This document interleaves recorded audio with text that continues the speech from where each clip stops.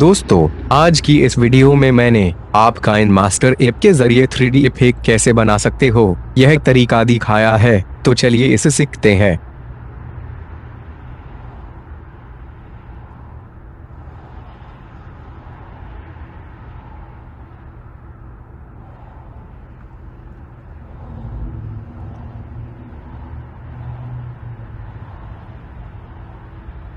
दोस्तों, इस चैनल को सब्सक्राइब करने के बाद इस नोटिफिकेशन बेल को दबाकर आप ऑल नोटिफिकेशन भी ऑन कर दें ताकि आपको मेरी नई वीडियो की जानकारी सबसे पहले मिल सके।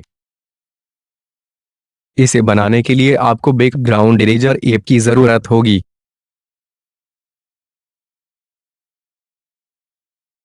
वैसे ही इसमें लगने वाली इमेजेस की लिंक मैंने इस वीडियो के डिस्क्रिप्शन में दी हुई है, आप वहां से इसे डाउनलोड कर ले।